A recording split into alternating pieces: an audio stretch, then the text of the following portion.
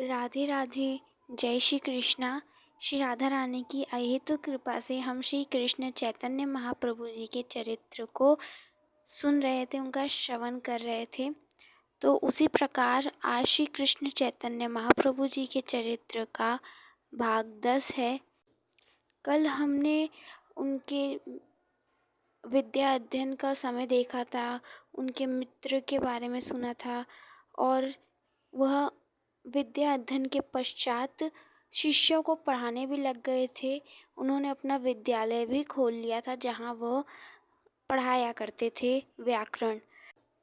तो एक दिन वही काश्मीरी दिग्विजयी महापंडित आता है जिसको हर चीज़ का ज्ञान था। उसे बहुत घमंड था कि मुझसे ज़्यादा किसी को भी नहीं पता।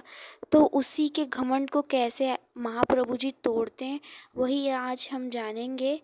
तो वह वहाँ पर नवद्वीप में जाकर चिल्ला रहा है कि किसी में हिम्मत है कि वो मुझसे वाद विवाद कर सके।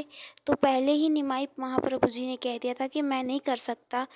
लेकिन वहीं पर महाप्रभु जी गंगा तट पर शिष्यों से प्रश्न कर रहे थे, अपने शिष्यों से प्रश्न कर रहे थे कि गंगा कैसे प्रकट हुई। तो एक शिष्य कहा कि महाप्रभु जी, जिस समय वामन अवतार लिया भगवान विष्णु ने और 3 भूमि दान मांगी बलि से, तो प्रभु ने पहला पग ऊपर जब रखा तो वह ब्रह्मलोक में पहुंच गया। तो तब ब्रह्मा जी ने अपने कमंडल के जल से वामन भगवान के अंगूठे को धोया, तो वहीं से गंगा मैया प्रकट हुई। तो महाप्रभु जी कहे कि ये तो ठीक है, लेकिन ब्रह्मा जी के कमंडल में जो जल था वो जल कहाँ से आया। तो शिष्य कहा कि ये तो नहीं पता महाप्रभु जी। तो महाप्रभु जी कहे उनकी मूल उत्पत्ति की कथा सुनते हैं चलो। तो एक बार भगवान शिव कैलाश पर कीर्तन कर रहे थे और उसी समय नारद जी भी आए। वह सोचे कि कीर्तन हो रहा है तो स्वर तो होना ही चाहिए। तो उन्होंने अपना वीणा उठाई और वह स्वर देना शुरू कर दिए। और उसी समय भगवान श्री गणेश भी आते हैं। उनको लगता है स्वर हो रहा है, कीर्तन हो रहा है, लेकिन ताल भी होनी चाहिए। तो श्री गणेश जी आए, उन्होंने मृदंग बजाना शुरू कर दिया और तब इतना दिव्य कीर्तन हुआ 3 वैष्णवों के द्वारा कि यह जो संकीर्तन हुआ वह दिव्य कीर्तन भगवान श्री राधा कृष्ण के दिव्य गोलोक धाम चला गया और वहीं श्री प्यारीजू और प्यारेजू विराजते हैं। और उस नाम कीर्तन को सुनकर श्याम सुंदर तो उल्लास में भर गए हैं, इतना उल्लासित हो गए हैं और इतना कि खुद को वह रोक नहीं पाए, अपने आप को गोलोक में रोक ना पाए। और वह उस कीर्तन को सुनते सुनते खींचे खींचे भगवान शिव के कैलाश में आ गए। और गोविंद इतने मन से नाम कीर्तन सुन रहे हैं कैलाश पर कि उनके नेत्रों से अपने आप ही अश्रु धाराएं बह रही हैं और स्वयं जल स्वरूप प्रवाहित होने लग गए, वह खुद पिघलने लग गए। और तभी सारे देवता आकर कहे कि अरे आप कीर्तन बंद करिए, भगवान शिव महादेव कीर्तन बंद करिए, देखिए तो आँख खोलकर ये क्या हो रहा है। तो तब महादेव ने नेत्र खोले और वह निहाल हो गए, वह तो खुशी के मारे फूट पड़े। उन्होंने भगवान विष्णु का सिर्फ नर स्वरूप देखा था, परमात्मा का सिर्फ नर स्वरूप देखा था, लेकिन आज उन्होंने नीर रूप में भी देख लिया। और तब ब्रह्मा जी आए, उन्होंने देखा कि परमात्मा तो नीर के तरह बह रहे हैं। तो ब्रह्मा जी ने क्या किया, ब्रह्मा जी ने उस नीर को, उस जल को जल्दी जल्दी अपने कमंडल में भर लिया और फिर उस जल से वामन भगवान के चरणों को धोए। जब वामन भगवान ने अपने चरणों को वहाँ पर ब्रह्मलोक में लाया था तो वहीं से गंगा प्रकट हुई। और श्री गंगा मैया को यह भी कहा जाता है कि वह श्री श्याम सुंदर जी की गलित रूप हैं, क्योंकि जब श्याम सुंदर गले तभी तो वह नीर बहा, तो तब से श्री गंगा मैया प्रकट हुई। तो ऐसे श्री गंगा मैया प्रकट होती हैं।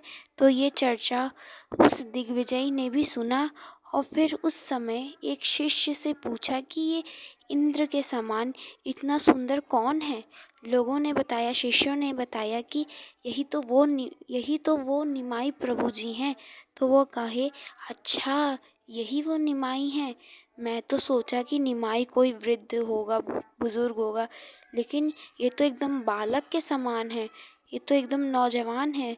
तो वो कहे कि नहीं, ये बहुत विद्वान है, निमाई बहुत विद्वान है, भले ही आप इन्हें बालक समझे।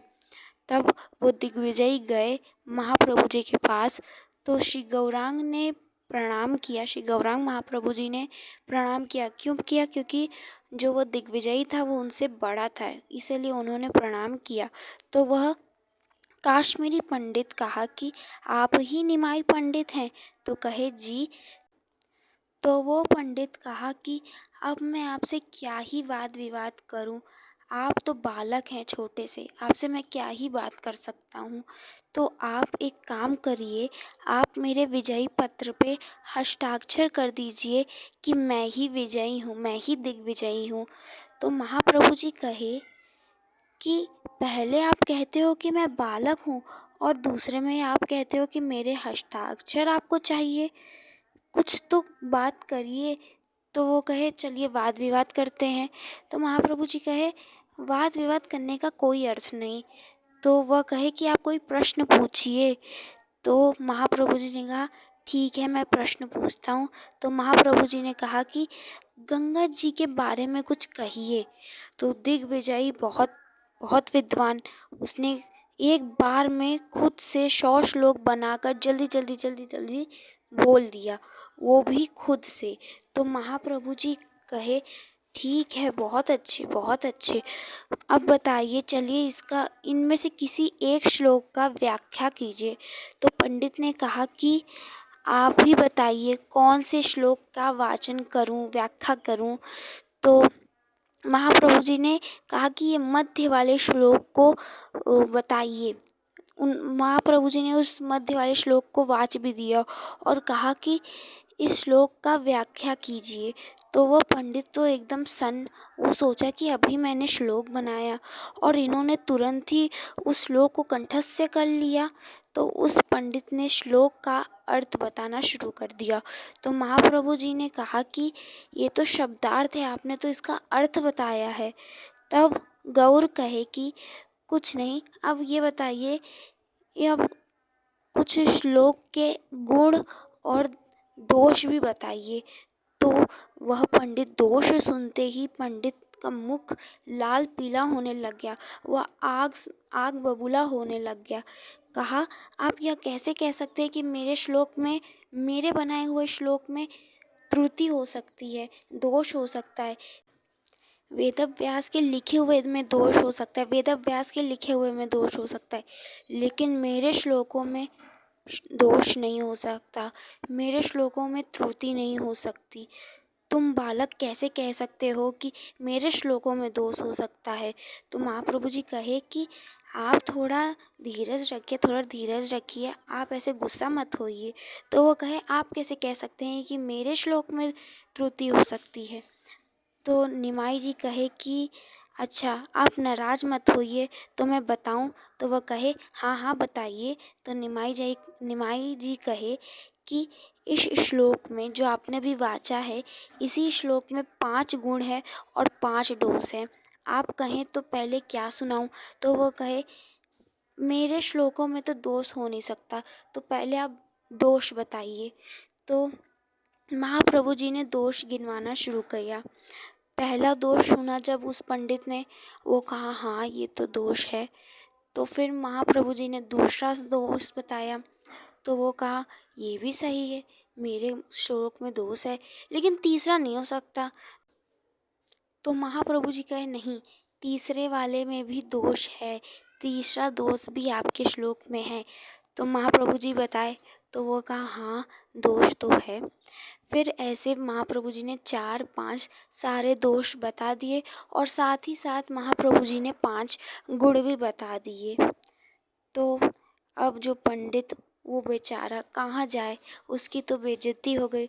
वो अपने मुंह को छुपाए उठाकर चला गया और वे गंगा तट पर खड़े होकर कहने लग गया कि कल मैं इस गंगा के अंदर समाधि ले लूँगा। मैं अब जीवित नहीं रहना चाहता। मेरा उस 15 वर्षीय 16 वर्षीय बालक के सामने मेरी मेरी इज्जत चली गई। ये कैसे हो सकता है?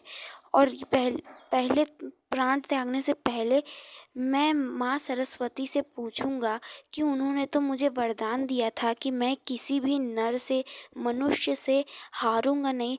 तो आज मैं कैसे 15 वर्षीय 16 वर्षीय बालक से हार गया?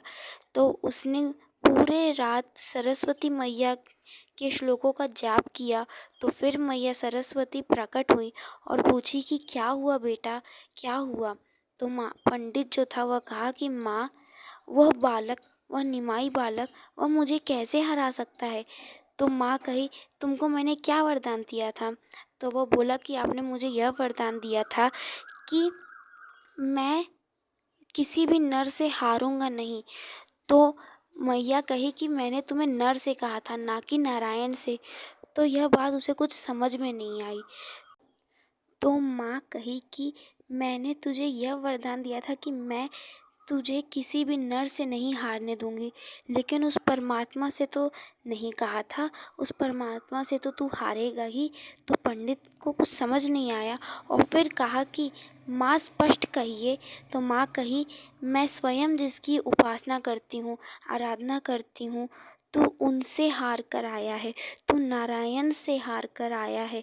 वो कोई बालक नहीं, वो तो परमात्मा गोविंद है, श्री कृष्ण है। तो यही बात सुनते वो तो जैसे पागल हो गया और पहुंचा निमाई प्रभु के पास और दूरी से साष्टांग प्रणाम करना शुरू कर दिया और कहा, मुझे क्षमा कर दो हे नाथ, मुझे क्षमा कर दो, क्षमा कर दो। मैं अबोध बालक, मुझसे भूल हो गई। मैं तो अपने विद्या के घमंड में चूर, मुझे क्षमा कर दो नाथ, मुझे क्षमा कर दो।